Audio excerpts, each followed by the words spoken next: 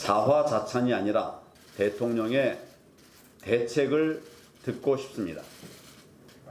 어제 청와대에서는 판문점 미북 정상회담에 대한 문재인 대통령의 자화자찬이 이어졌습니다. 대통령께서는 이번 회담을 적대 종식 선언이라고 주장하면서 사실상의 종전 선언이라는 규정을 내놓았습니다. 물론 이번 판문점 회담이 적지 않은 의미가 있습니다. 그러나 이것 하나로 평화시대가 열렸다고 주장하는 대통령의 인식은 심각한 문제가 아닐 수 없습니다. 당장 미국에서는 핵 폐기가 아닌 핵 동결론이 나오고 있습니다.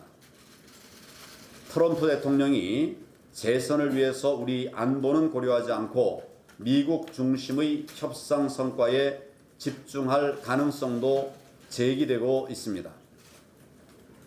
최악의 경우 북한의 핵 보유를 묵인하고 핵 동결 수준에서 대북 제재를 완화할 수도 있다는 그런 상황이 되고 있습니다.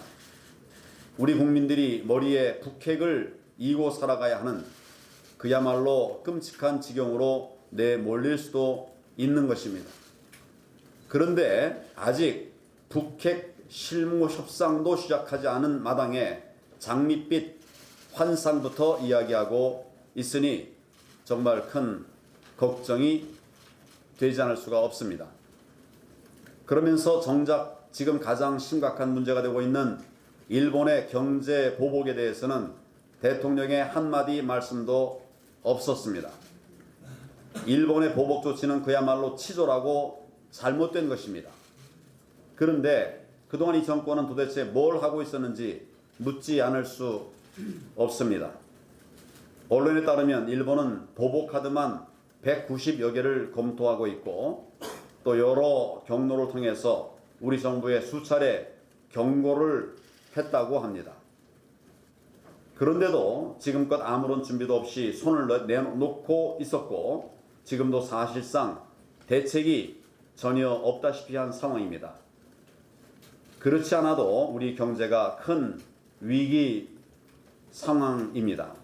그런데 일본의 경제 보복이 현실화되어서 디스플레이와 반도체 같은 핵심 산업까지 타격을 입는다면 그야말로 대한민국 경제 붕괴를 염려할 수밖에 없는 것입니다.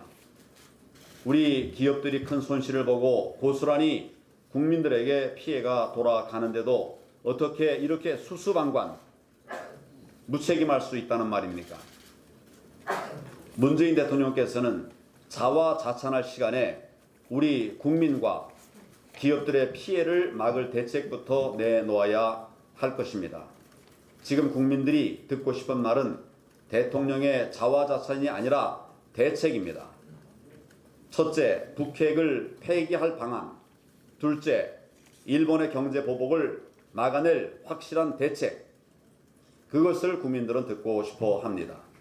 대통령과 이 정권의 각성과 대책을 강력히 촉구합니다.